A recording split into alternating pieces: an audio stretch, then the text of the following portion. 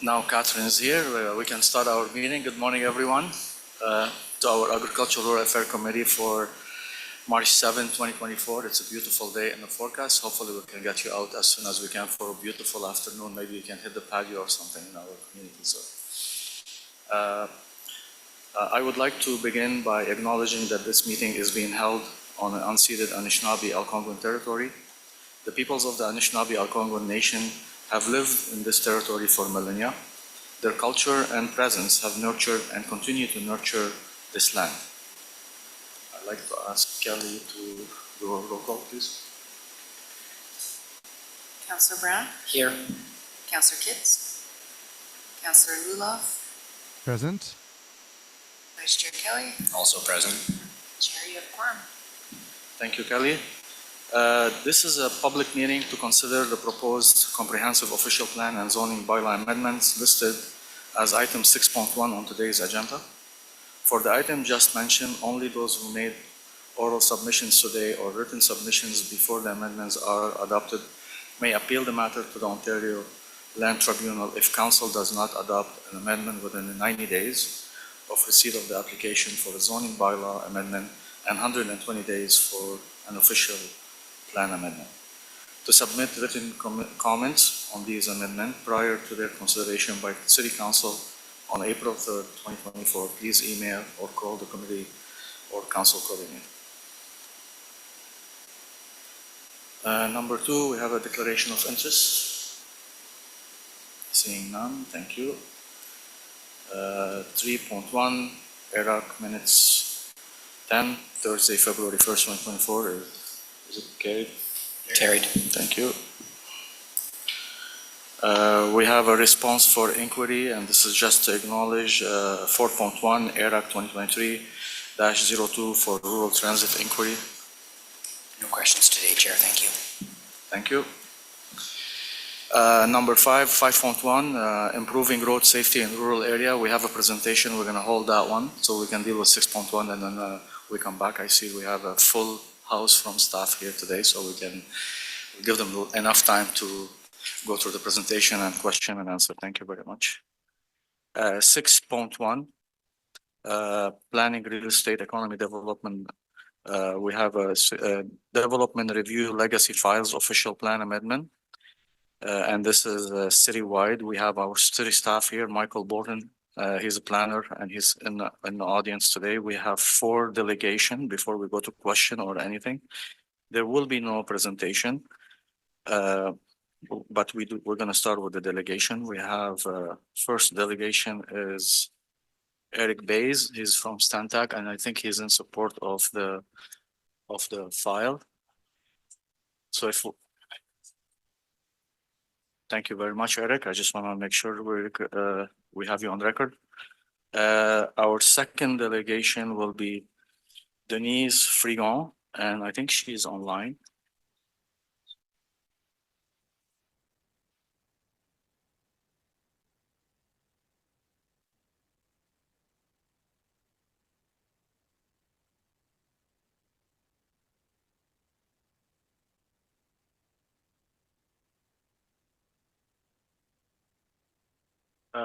Denise, can you hear us?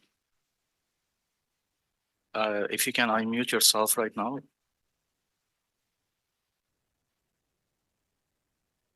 My audio. Okay, perfect. Good morning, and we're going to give you 5 minutes to address the committee. I know we also received your question, and we'll have an opportunity later on after the delegation. So if councils have questions to staff, I just want to make sure to highlight that we did receive all your questions and they've been circulated. But we'll give you 5 minutes to address the committee if you like.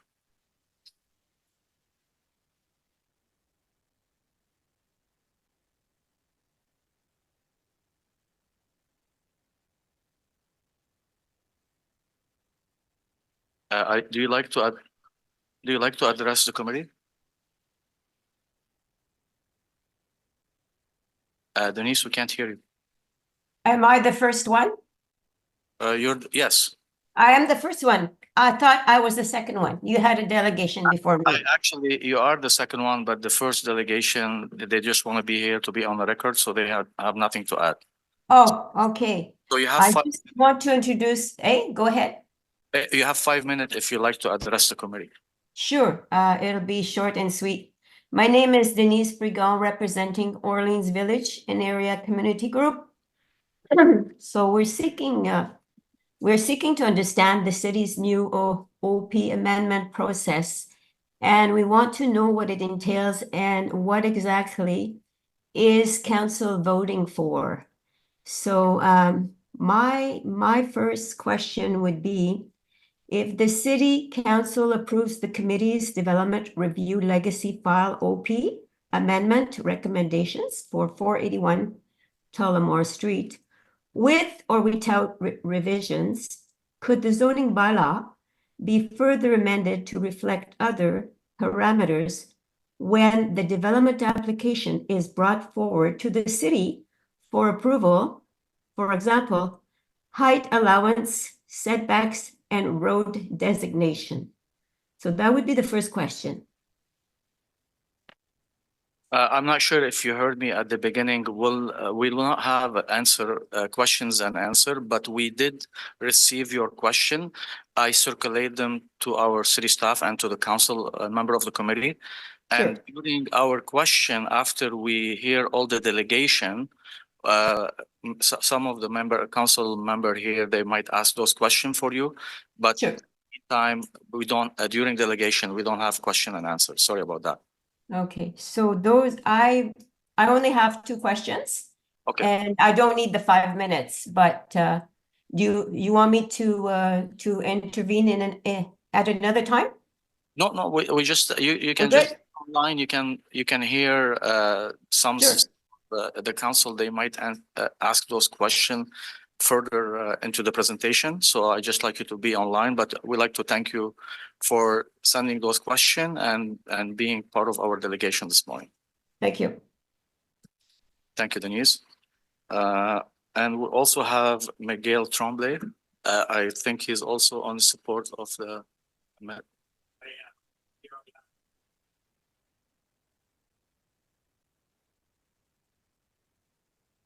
Thank you very much for being here this morning with us in the gallery. And we also have a Brian McAuliffe.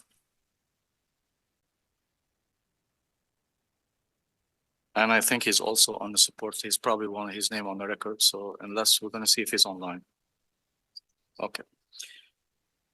Thank you very much for the delegation. And I also want to highlight that we thank you, Councilor Bernard, for joining us this morning. Nice seeing you online with us at Agriculture. Thanks.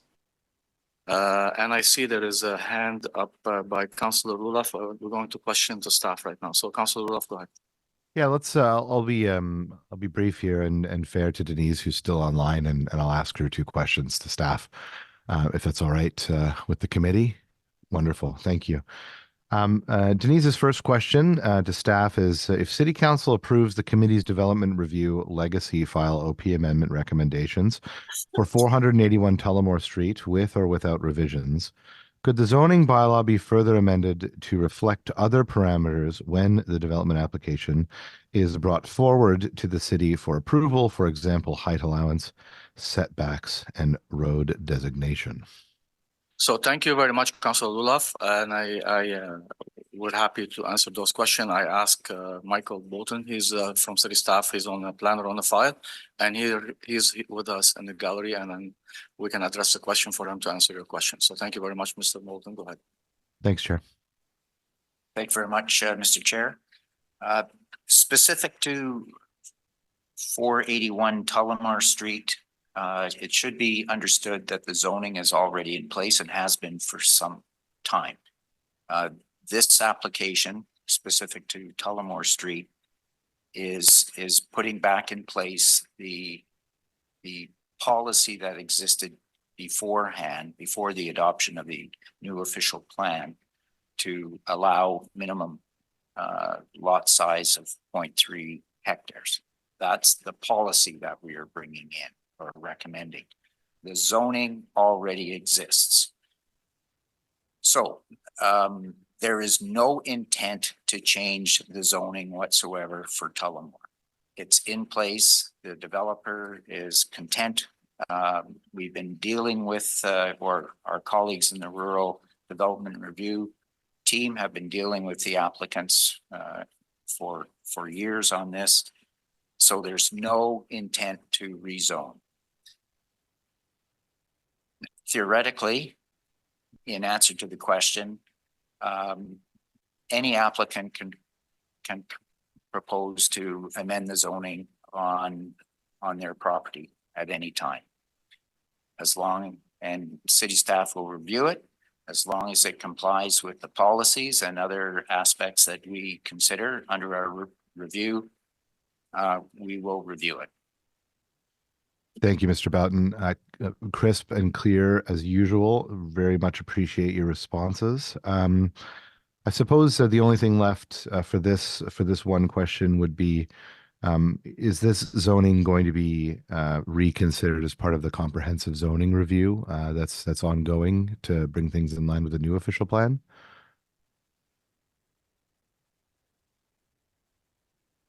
Mr. Chair, I don't know the answer to that question. We would have to pose that, of course, to the zoning team that are currently working on the new official plan or the new zoning bylaw. But I cannot see the zoning changing on this site. Thank you. Thank you, Councillor Roloff. I think Royce is here. If I'm not sure if he can answer that question. Royce, do you have an answer for that question? Yeah, thank you, Chair. I think Michael summed it up at the end there. If it's to implement a development, the new zoning bylaw would not make any changes unless there's some inconsistencies. But pretty much going forward, the new zoning bylaw would carry forward the provisions in the existing zoning, unless there are some larger, broader issues that go beyond 481 Tullamore Street. Great. Thanks, Royce. And thank you, Mr. Chair. One final question that was submitted by Ms. Frigon. If council approves the application of policies that were formerly part of the 2003 official plan as being recommended by the Development Review Legacy File OP Amendment, how many years, or I suppose how long, is the developer permitted to submit their development application? Mr. Chair, there's no time. If city staff deem it appropriate to bring forward a recommendation to change the policy over a specific piece of land and it is approved and adopted, there's no time limit for any subsequent applications on that property. Thank you very much. Councillor Roloff, you good? Thank you very much, Mr. Chair. There you go, Denise. Thanks for submitting those questions to us. We really appreciate it. Hope those answered your questions. Thanks, Chair. Thank you very much, Councillor Roloff, and we're going to move to Councillor Kidd. Yeah, thank you. Just quickly wanted to thank Denise for being here. I know that this omnibus includes files or a file that's in Ward 19 that we'll be dealing with at the Planning Committee coming up. So just wanted to say we'll continue to work with you before then to get any other questions you may have answered. But thanks for being here today. Thank you, Councillor Kidd. Seeing no other question, thank you very much. But before I let you go, I see Mr. Brian McCallum is online right now. Mr. McCallum, I just want to make sure, do you want to speak to the committee or you're in support of the file? No, please accept our upgrade to your panels.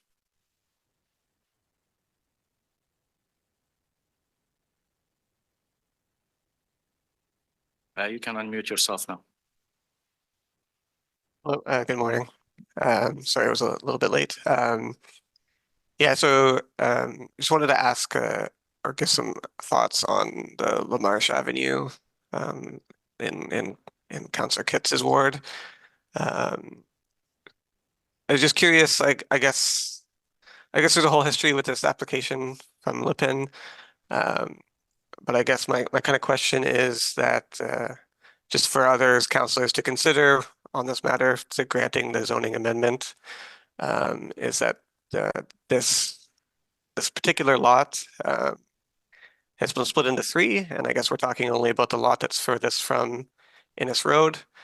And so obviously the new official plan says that, you know, just because you border Innes Road, the further you go from Innes Road, you stop becoming a main street corridor, and which I think makes sense. And I guess my question is that there's a number of you know, reasons why, like, there's no let me you know, is there, why would we grant the zoning, I guess is my concern. This lot has plenty of space for Main Street corridor zoning to permit up to like 6+ mid high rise apartments, on which Innis basically has 0 right now. The other option is, you know, is there a lack of opportunity on Innis Road to build developments like this, where we have to zone neighborhood in this particular LaMarche site. I think there's plenty of Innis Road opportunities, either in planning or will be in planning. Or the third kind of option is why is there a specific spot on LaMarche that makes it unique to increase density here? Like, is it by LRT? Is there something close to this site that, you know, 2 lots is not enough for this developer? I just think there's concerns with, you know, why this lot needs special consideration to be granted Main Street zoning so far from Innis Road. And just to kind of give context, like on the street beside LaMarche is Paget. You walk down Paget, you're going to pass a senior's home, 2 condo buildings, multiple single family homes, and then that's where you would build these apartments in this application. And I just feel I wanted to bring to the table that I think there's plenty of space on the actual Innis Road that has the correct zoning to do these kinds of developments. And I just wanted to thank you for giving me the opportunity to speak today. Thank you very much, Brian. I just want to make sure that, so the file this morning, it's not on our agenda that we're dealing with, but if you can circulate your question and your concern to us, to staff, I'm sure we'll be more than happy to reply to you, similar to the previous delegator did. Because this morning we're only dealing with the Tullamore file, but I really appreciate it and thank you very much for being with us this morning. We appreciate if you can circulate your concern to us, to our planning staff, so we can basically address all the questions you have. Thank you. Any question to the delegation or comment? Yeah, so thanks, Brian, for being here. Nice to hear from you again. So just to be clear, we're dealing with the Tullamore application, which is part of the omnibus, but the LaMarche application will be dealt with at the upcoming planning committee meeting. So I'll get in touch with you, but just so you know, we'll get more sort of into the meat of the LaMarche application at that time. But thank you for sharing your comments. Some of these counselors are part of the planning committee as well, so definitely good to hear from you. Thank you very much, Councilor Kitt. Any other comment or question? I'd like to thank both our staff, Mr. Bolton and Royce Fu, for being with us this morning and answering some of the questions. So we have a recommendation that the Agricultural Rural Affairs Committee recommend Council approve an amendment to the official plan volume 2C for 481 Tullamore Street to permit a minimum lot size of 0.3 hectare within a rural residential subdivision as detailed in document 8, and that the Agricultural Rural Affairs Committee approve the consultation detail section for this report. Is that carried? Carried. Thank you. Thank you thank you, everyone. And now we're going to go back to our beautiful presentation from our city staff concerning improving road safety in rural area. I know there is Kathy Kuruma here, and she have Teresa Jordan with her to do the presentation. And I see in the gallery we also have Krista and Kim joining us this morning. in case there is more questions. So thank you very much for being here with us this morning, and we appreciate looking forward for that presentation and to the question that come after it. So yes, before we move, we have a technical motion actually for us to be accepting this presentation. Councilor Kelly. Thank you very much, Mr. Chair. Be it resolved that the Agricultural and Rural Affairs Committee waive the rules of procedure subsection 83(4)A to receive the presentation from Public Works regarding improving road safety in rural areas at today's meeting and dispense with the requirement to provide a separate written report on this presentation. Thank you, Mr. Chair. Is that carried? Carried, Chair. Okay, thank you very much. We have for your presentation here, and that is going to put it on board. Thank you very much.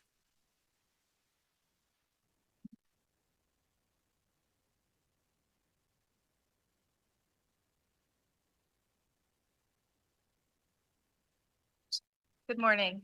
My name is Kathy Karuma. I'm the program manager for the Road Safety Group in Traffic Services in the Public Works Department. And I'm here today with my colleague Teresa Gordon, who is an officer in our Safer Roads Ottawa program. Okay, today we will provide information related to traffic services program currently in place to increase road safety in the rural areas. We will discuss 4 items. One is to review the specific measures outlined in the Road Safety Action Plan under the rural emphasis areas. 2 is the rural road safety improvements underway through our safety improvement program. 3 is the traffic signal warrant process and how it differs between rural and urban and suburban areas. As well as the final topic is the always stop control warrants and how they differ between rural and suburban areas. We would also like to note that this presentation is not a comprehensive review of all city-led road infrastructure improvements in the rural areas that may also include safety enhancements. So the Road Safety Action Plan is guided by the theme of Think Safety, Act Safely, and focuses our efforts and resources where they are needed the most to have the greatest impact on reducing collisions that result in serious injury or death. The vision of the plan is a comprehensive, proactive strategy for making Ottawa roads safe for all road users. Collectively, the city, including our internal and external partners, are working together towards the goal of achieving a reduction in the annual rate of fatal and major injury collisions by 20% by 2024. Council further approved a longer-term goal of 0 fatalities on our streets by 2035. It is important to highlight that in addition to the measures identified in the Road Safety Action Plan, the City of Ottawa has several other plans, guidelines, and programs that contribute to road safety citywide. To name a few, these include the Transportation Master Plan, the Active Transportation Plan, School Crossing Guards, and the 30-kilometer-per-hour speed limit policy and design guideline. These additional plans help to ensure that we proactively address road safety early on in the design process to avoid potential issues once the infrastructure is constructed.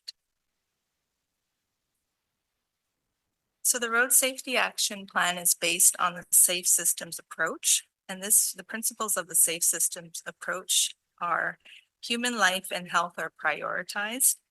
Road safety is a shared responsibility between roadway providers, regulators, and road users. Human error on the roadway should not lead to death or serious injury. Road safety requires a change in culture and is data-driven. In road safety engineering, collision data is assessed over a 5-year period to account for the annual fluctuations in collision data. The Road Safety Action Plan focuses on fatal and major injury collisions, as these collisions lead to the human loss of life, severe injuries, and have the most social and economical cost to society. Injuries are classified as major if the involved person sustained an injury that was severe enough to be transported and admitted to hospital as a result of the collision. The table shown in the slide compares the 2013 to 2017 data that was available at the time of our plan development to the most recent collision data available 2018 to 2022. The data is trending downward, and throughout the life of the plan, we will continue to closely monitor the trends in fatal and major injury collisions. The Road Safety Action Plan focuses on 4 main emphasis areas: intersections, vulnerable road users, rural areas, and high-risk drivers. It also focuses on an overarching emphasis area, which we refer to as road safety culture. This includes ensuring our staff who make decisions about the roadway receive specific road safety training, a comprehensive communication and education plan, and also proactive road safety audits as part of roadway design process. Each year, the Road Safety Action Plan implementation plans are developed to help achieve these goals. The plan is data-driven and based on fatal and major injury collision data. Engineering, enforcement, and education countermeasures are developed specifically to target each of the emphasis areas. It should be noted that the emphasis areas are not mutually exclusive, meaning that there is some overlap in between them. For example, countermeasures developed for high-risk drivers, such as automated speed enforcement or intersection improvements, can also benefit the rural areas. Today, we will focus on our presentation on specific countermeasures identified for the rural area.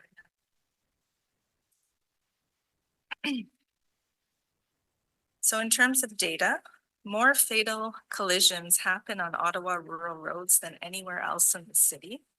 Out of 632 fatal and major injury collisions between 2018 and 2022, 23% occurred in the rural area, and 38% of all fatal collisions occurred in the rural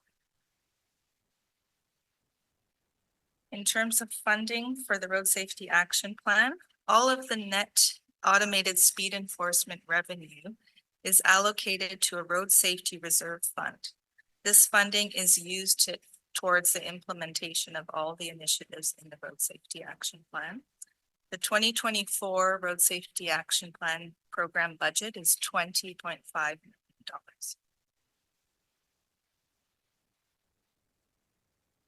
So this table displays the breakdown of that $20.5 million per emphasis area. Approximately 25% of the 2024 Road Safety Action Plan budget is dedicated towards the rural areas. And as I mentioned previously, there is overlap between emphasis areas, as other measures under the other areas do provide benefits to the rural areas as well. So now I'll just provide a few highlights of the initiatives completed as part of the 2023 Road Safety Action Plan.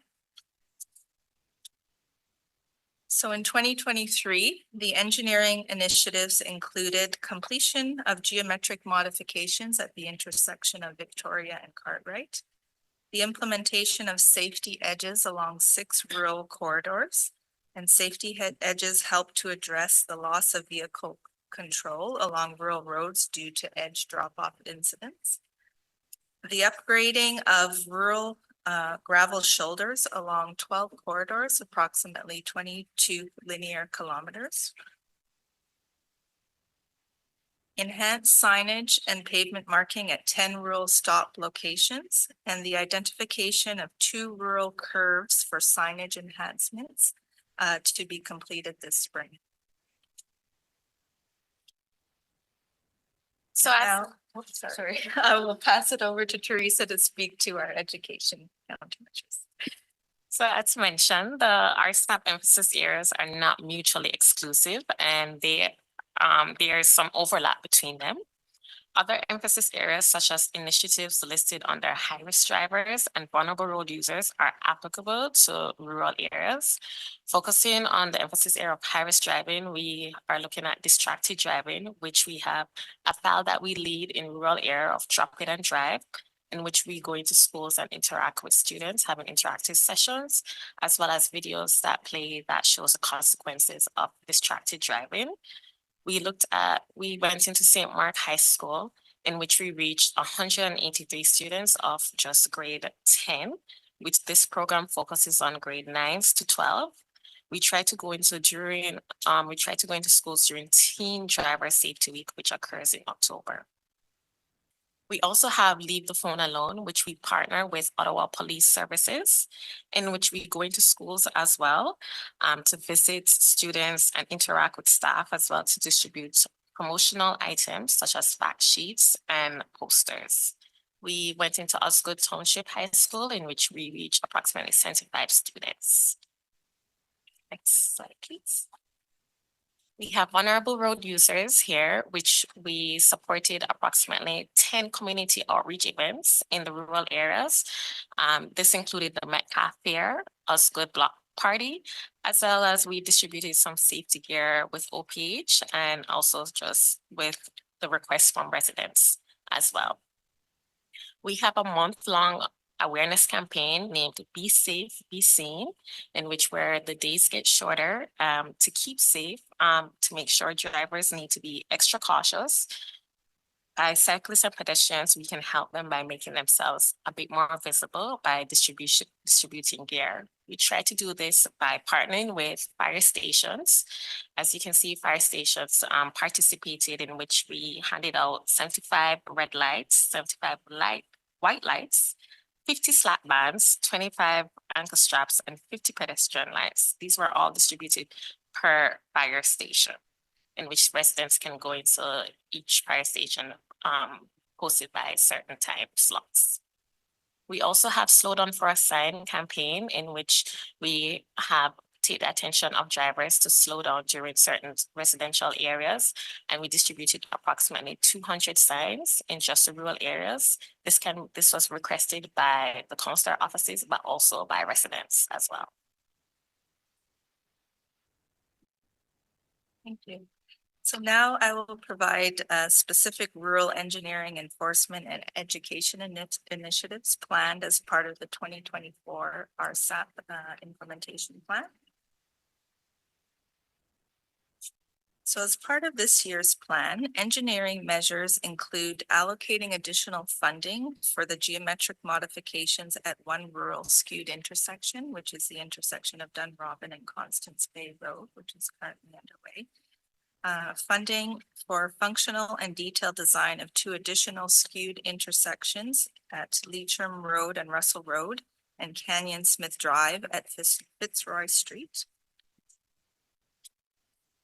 As well as we will continue to implement safety edges and rumble strips on rural roads as part of future resurfacing projects, upgrading gravel shoulders, improving safety on horizontal curves, as well as proactively identifying 10 rural stop locations for enhanced signage, pavement markings, lighting improvements, and/or flashing beacons. And then in terms of educational countermeasures, as part of this year's 2024 implementation plan, we will continue to work with our partners at Ottawa Police Services to conduct awareness programs in schools regarding the safe operation of motorized recreational vehicles. The Safer Roads Ottawa team will be reaching out to rural ward offices in the spring to provide more information, collaborate, and seek support with identifying and encouraging rural schools to participate in this initiative, and continued involvement in outreach events in the rural areas. In terms of enforcement, we will be undertaking the pilot study of automated speed enforcement cameras as a road safety improvement in the Ottawa rural villages. And would also note that of the 60 automated speed enforcement locations that are existing, pending, or currently proposed by the end of 2024, 8 of those are located in the city's rural areas. Now, moving on to our second item, we would like to speak to the Safety Improvement Program. The Safety Improvement Program focuses on engineering modifications to improve road safety based on collision trends, safety risks, and locations are identified and prioritized for improvements. This is a separate program that's within our group. And in 2024, the budget was $1.125 million. Projects completed under the Safety Improvement Program in the rural areas include fully protected left turn phasing at Albion and Mitch Owens Road, installation of all-way stop control at 8th Line Road and Parkway Road, installation of overhead flashing beacons at the stop-controlled intersection of Bank and Delmany, and in-service road safety reviews along 2 rural corridors, March Road between Dunrobin and Carp, and Mitch Owens Road between Boundary Road and River Road. And moving along to our third topic, which is the traffic signal warrant criteria used to evaluate the requirements for traffic control signals. So the criteria includes 3 items: vehicles and or pedestrian volumes of Main Street and cross street traffic, respective abilities of users of the intersection, and collision history.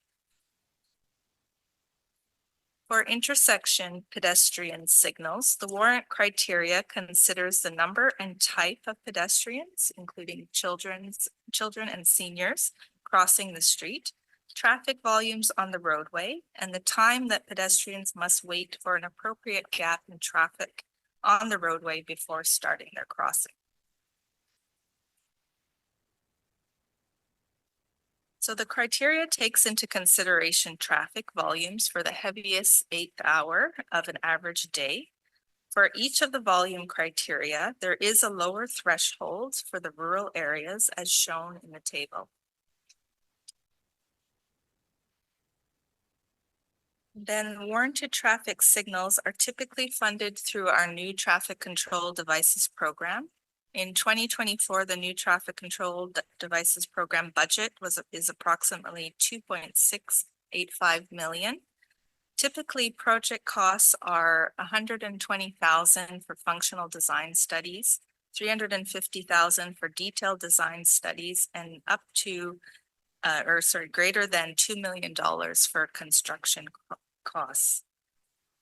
So typically the construction funding cost is saved over multiple years of the program budget and is also at times subsidized through our Road Safety Action Plan program. There are a total of 19 warranted traffic signals in the rural areas out of the 37 total warranted signals in the city at this time. All warranted signals are listed in the capital budget documents for the new traffic control devices program.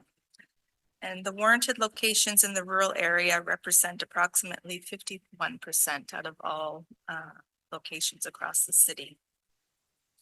Locations on the priority list, as there is not enough funding to implement all locations, are prioritized based on safety criteria and selected for each stage of implementation on an annual basis.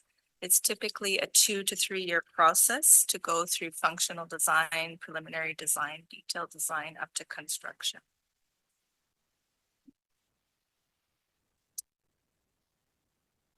And currently there are 6 out of the 19 warranted locations currently underway through the new traffic control devices program in the rural areas. They're at varying stages and presented here in this table, from functional to detailed design stages with varying levels of partial construction funding.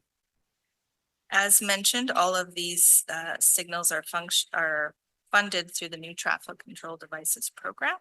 And another source of funding for implementation is from the Road Safety Action Plan budget. In 2024, we're allocating $3 million to supplement this program's budget to install traffic signals.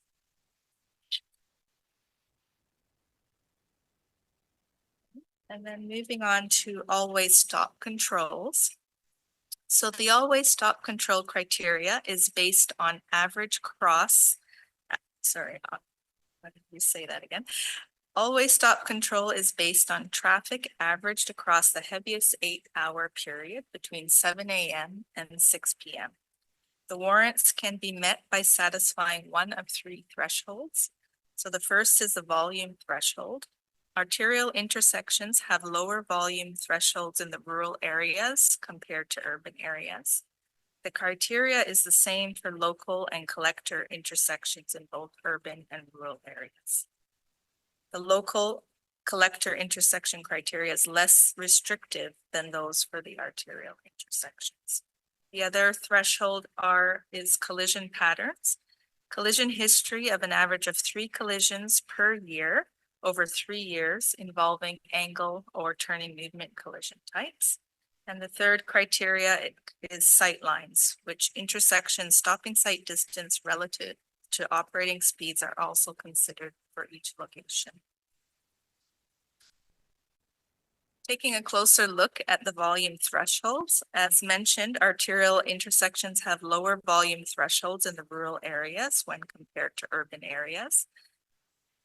For the vehicle volumes on all approaches, the rural threshold is 350, whereas the urban suburban threshold is 500. For combined vehicle and pedestrian volumes crossing major streets, the rural threshold is 140. And the urban suburban threshold is 200. Always stop control can also be implemented under the use of delegated authority. The use of delegated authority for the installation of always stop associated with in-service road safety reviews was presented and approved by Transportation Committee and Council in June 2023. It should be noted that the AODA legislation is triggered when the city introduces a new element to an existing public space or significantly changes the functionality of an existing public space. This activity is considered redevelopment, and as prescribed in the design of public spaces, standards and accessibility design standards must be applied. In cases of redevelopment, always stop installations require the availability of accessibility features such as curb ramps, depressions, tactile walking surface indicators. So that concludes our presentation. And just to sort of summarize, Traffic Services has several programs currently in place to improve on the road safety in rural areas.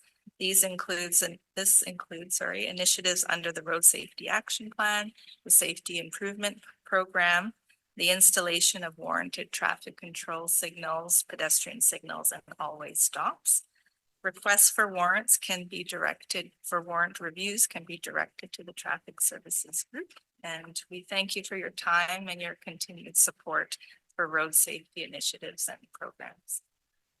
Thank you very much, Kathy, and we appreciate the presentation and the detailed information that came with it. And I'm gonna turn around to my colleague. There's lots of questions, and I know this topic is very, it brings lots of question and interest from rural perspective, from ruralism. Like we see, there's a lots of rural road that, you know, we're looking to implement some safety component and measure in it. So we appreciate both of you being here this morning with us. So I'm going to start with Councillor Kidd. Great, thank you, Chair. Thank you for the presentation. As the Chair was saying, obviously issue near and dear to all of our hearts, I think. So I have a couple questions. I'm on different topics. So when you are redesigning skewed intersections, are you taking farm equipment into account and sort of the varying shapes and sizes that comes in? I'm asking because I did have a situation in my ward where it felt like farm equipment was not taken into account, and the design that was suggested had some opposition from the farming community. And since we're, you know, talking about rural areas, I think that that's an important consideration. Thank you for the question through you, Chair. Yes, we are addressing that. We identified skewed intersections through a study that was conducted in 2020. It looked at all the skewed intersections across the city and ranked and prioritized those intersections based on safety criteria. At the time, only conceptual design drawings were developed, and we had carried those forward to detailed and preliminary and detailed design. But through that initial exercise, we found further considerations were required, like you mentioned, for your intersection in particular.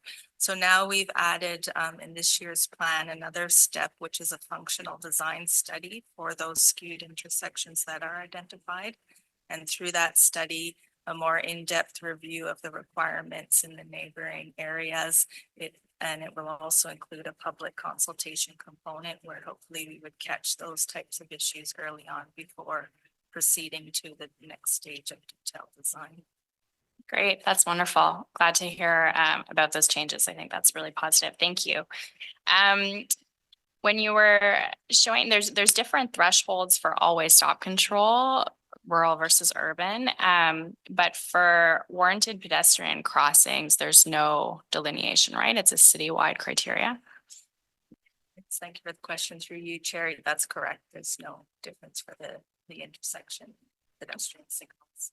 And has there been thought given to maybe revisiting that? Because obviously, volume of pedestrians is going to be different in rural areas. And it sometimes can be a chicken and an egg situation. People are not walking to places because they don't feel safe because there's not the infrastructure there. So. Thank you through you, Chair. Yes, that's something we could review and follow up with. Okay, thank you. I think that would be good.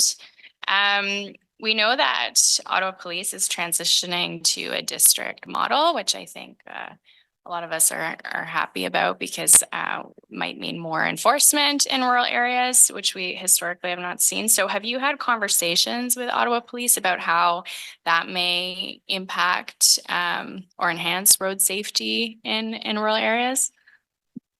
Thank you for the question through you, Chair. I can't speak on behalf of Ottawa Police at this point, but all I can mention is that our Safer Roads Ottawa team does work closely with the traffic enforcement group. We do have an intelligence-based enforcement plan where we've combined our resources to develop measures that focus on our road safety action plan target emphasis areas. So we do work closely with the Ottawa Police Services, but I won't comment, sorry, today on. Yeah, no, that's okay. I mean, just I guess your perspective on whether you think that will be a positive change for rural areas. Unfortunately, I don't have all the details of the change, sorry. Okay, no problem.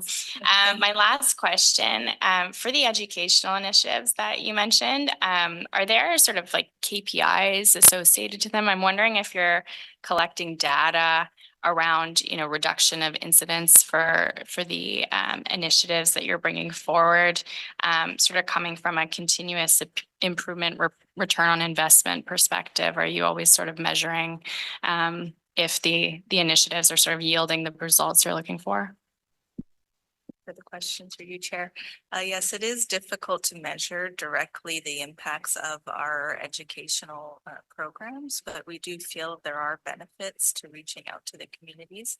We do closely monitor and measure our road safety action plan, communication plan messaging. So we do track and monitor the number of views and the uptake in the promotional materials that we are presenting to the public, so that it's a little bit easier to track. But in terms of our involvement with the community for special events, it's hard to measure those. But I think there is value in approaching road safety as a thorough approach, looking at engineering, enforcement, and education together. Okay, great. Those are my questions. Thanks, Chair. Thank you very much, Councillor Kitt. I'm going to move to Councillor Kelly. Thank you very much, Chair, and thank you to Councillor Kitt for some of her questions. Same ones as I had, particularly the farm equipment at the intersection. So thank you for that. I saw some stats referenced earlier in the presentation around the goals and tracking towards them. I saw some numbers from I think it was between 2013 and 2017 that we were at an 18% reduction in incidents, or however you measure that. But are we on track to achieve the 2024 goal of a 20% reduction in those incidences or speed rates or whatever it is that being measured? Thank you for the question through you, Chair. Yes, that data we won't know until we actually implement the items identified in the 2024 implementation plan. So the results will be seen in subsequent years, which is why we continually monitor the number of fatal and major injury collisions throughout a 5-year period. So it's sort of a rolling target. Thank you very much. I'm certainly grateful, as has been mentioned here before, road safety, speeding, it's a huge issue in rural wards. So I'm certainly grateful for the traffic calming measures and then the budget that we're able to access. But there are some challenges in implementing some of those measures in rural wards. I think of the many areas where I might want to use flex stakes in some of my communities, but the roads aren't wide enough.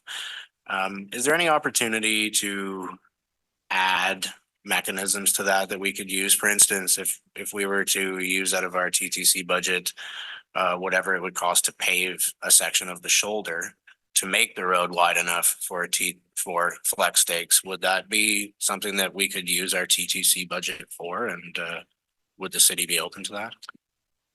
I see Krista's coming to answer your question. I hope you have lots of money in your budget. Only talking about a very small section to put it as flex stake.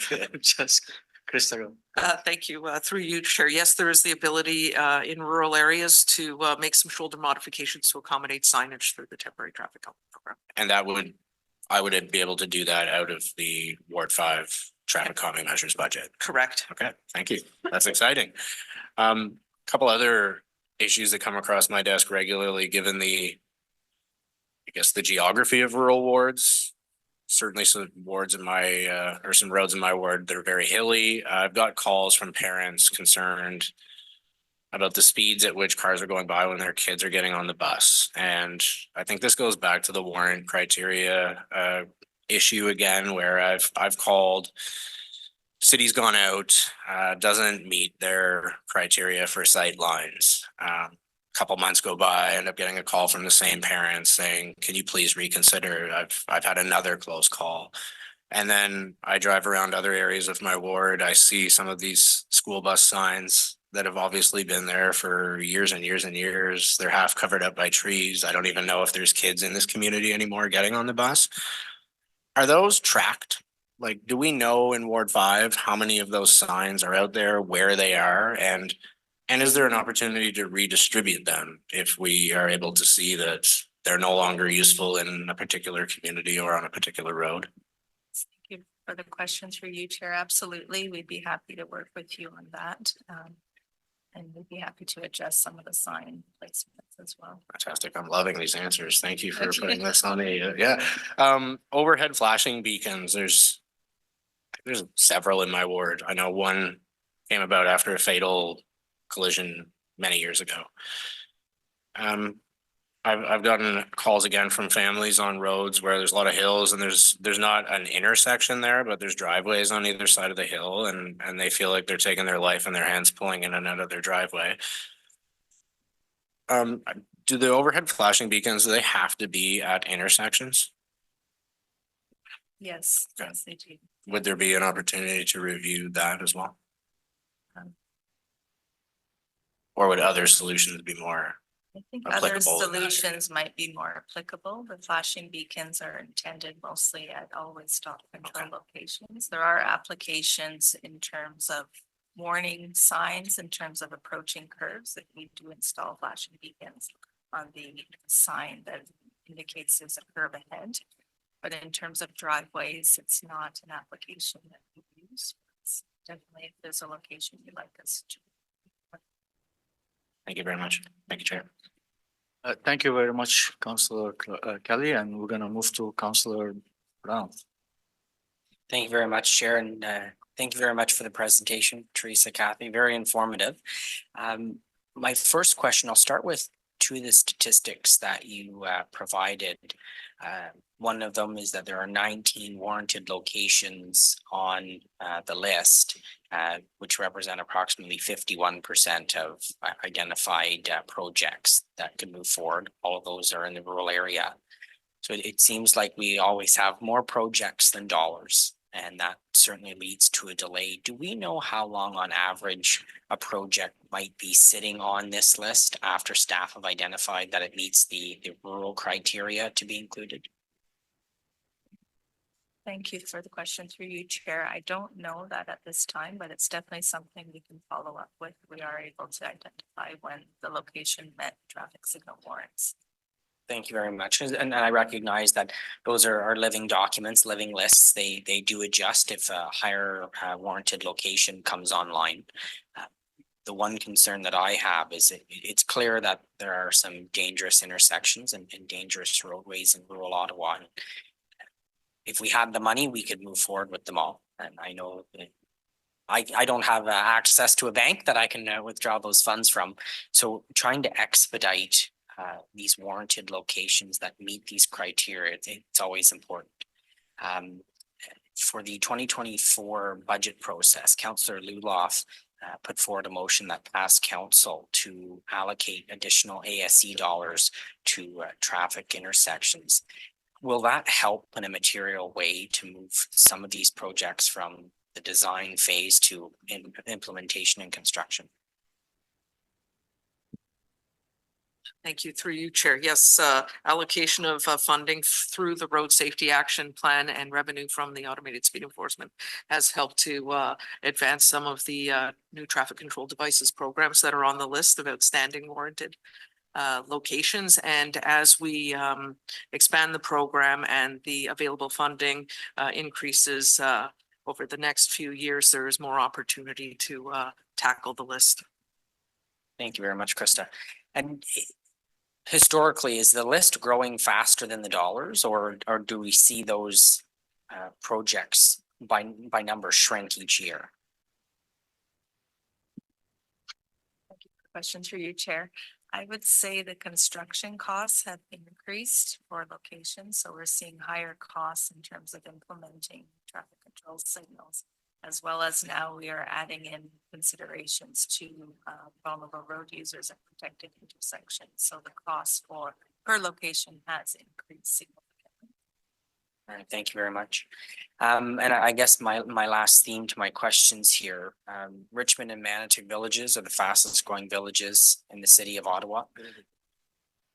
We'll let you talk about Greeley, Chair. The challenge that I'm seeing is the urban level development. You know, Richmond Village has, I think, almost 4,000 homes either under construction or some at some stage in the approval process. And this is the kind of development that you would see in the urban area, which is adding a significant number of vehicles to our roadways that have been there for decades without any changes. And the time that it takes to implement some of these traffic calming measures to handle the urban level volumes of traffic that we're seeing, it's quite concerning. And we're seeing, I'll just speak about Richmond specifically, the roundabout that at Perth and Maynell in the village, which will be constructed this year, but it is behind and we had to put in additional dollars, and you touched on that, Kathy. It'd be more expensive to move these projects along. But the city approves these developments, and it does take a few years before we start to see the construction of these communities. What I didn't see in the presentation was the projected volume playing a key role into how we identify these traffic intersections or locations that might warrant improvements in the future once they hit those volume requirements. I guess my question to you is, if we know we're going to approve thousands of homes to be constructed, and I think the fallacy of residents not driving their cars in the rural area, it doesn't hold any water. Transit, if the villages have transit, are limited. Many do not. And so you're not going to convince residents to give up their vehicles. So we know the vehicles are coming.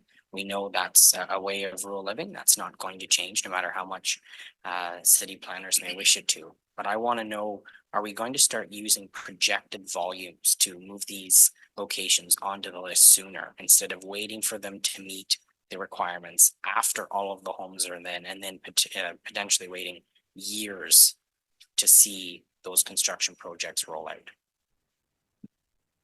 Thank you for the question through you, Chair. Unfortunately, I don't believe we have anybody here from our transportation planning group, but I do know that there is a projected volume criteria that's used to assess traffic signal warrants for developments. So again, today we were just speaking towards the programs that are in traffic services, which are assessing existing intersections, but there is another process that is used for development areas in terms of what's required from a traffic control perspective in the future. So I could put you in touch with that group and provide more information afterwards. Well, thank you very much. And you know, like everything, we're always trying to play catch up, and I think my colleagues are just looking for ways to shorten the timeline to get the needed improvements that the city's own warrants say are required. So I appreciate you coming out today. This has been very informative and looking forward to the discussions to come. Thank you, Chair. Thank you very much, Councilor Brown, and thank you very much for the presentation. I do personally, I just want to follow up on a couple of questions before. I do see in I travel throughout Ontario, and some places you'll have a stop sign, and on top of the stop sign, and that's follow up from question from Councilor Kelly. There is a signal, a red beacon on top of the stop sign, and it does not necessarily has to be. It could be installed right on the 6x6 or 4x4, whatever. But in rural area, in some municipality, that you can see there is some. Automated beacon light on top of this, and it's easily installed, like kind of just you put it on top of the post. Are we looking into some application on some of those technology to be able to implement in the rural area? Because I understand to put a beacon light on every intersection or four-way intersection, it is not feasible. We have so many intersections, but some of those small solutions that we can maybe use them through our from our budget to from our safety and the communities program. So are you looking into any of those technology? Thank you for the question, Chair. Yes, we do look at, I guess it comes to a question of power source. So there are different technologies available to power those flashing beacons, whether they're solar powered or hardwired. So I know our traffic operations group, once locations are warranted for beacons, they do the site reviews and they determine what's the most appropriate type of beacon to use in those circumstances. Yeah, because I see some cheap solution that they're solar beacon light, they just put them right on top of the wood post. So just something to look at, hopefully that you guys can look into. And just from questions of on the vulnerable road user, actually, we see that you spend 9.4 million. I know Teresa highlighted a little bit. You touch on some of those programs.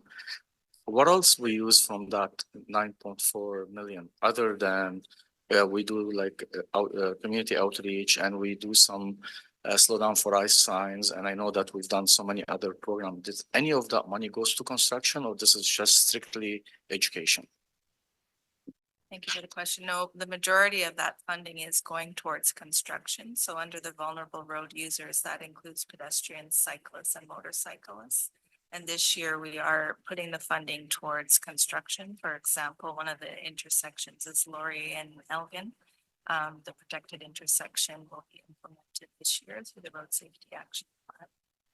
So most of that funding is going strictly for construction. A lot of our education items are funded through our Safer Roads Ottawa program, which has an annual budget to fund the outreach and the swag materials. Thank you. So that was my next question. This is a citywide, right? So this 9.4 is citywide program. Correct. Thank you.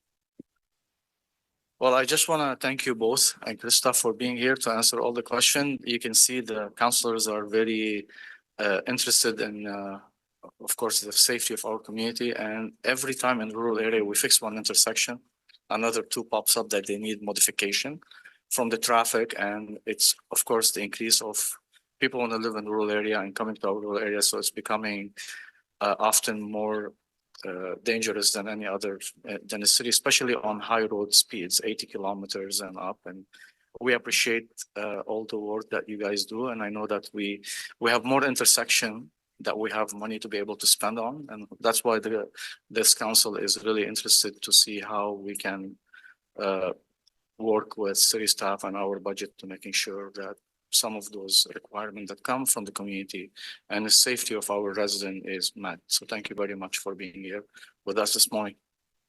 Thank you.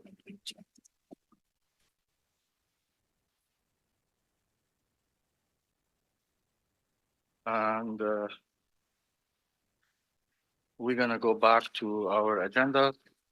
I think we have not much item left, but we have, there is no in-camera item, number 7. There is no open mic session. And there is no notice of a motion, number 9, seeing none. I do have though an inquiry, and that's kind of based on our presentation this morning, and the inquiry directed to the traffic services. As part of the traffic services presentation to the Agriculture and Rural Affairs Committee on March 7, 2024, statistics were provided which indicate that there are a total of 19 warranted rural traffic signals currently identified, and that 6 traffic control signals are currently funded. Could staff please provide an answer to the following? 1, what are the locations of each of the warranted rural traffic signal, which intersections? 2, how long have warranted unfunded rural traffic signals been in the queue? And 3, approximately how much funding is required to fulfill all the warranted yet unfulfilled rural traffic signals? And how long would this take based on current annual contributions? And other business, I do like to take a moment to recognize tomorrow's International Women's Day. I like to wish everyone have a great day tomorrow. I know that we have lots of women that serve and work with us in the city, plus in the country and the communities, of course, everyone around us. So we thank them and we appreciate all their effort, and hopefully they'll have a great day tomorrow. Not only tomorrow, every day, but in especially recognizing tomorrow as International Women's Day. I also want to recognize it was Kelly's birthday yesterday. I'd like to also wish her happy birthday from our Agricultural Affairs Committee. Thank you, Kelly, for doing all the work you do here with us. And if there is nothing else, we move to adjournment. So our next meeting will be Thursday, April 4, 2024. And it is, I hope everyone will enjoy next week for March break. And thank you very much for joining us this morning. Can I have an adjournment, please? Okay, Carrie? Yep, carried. Thank you.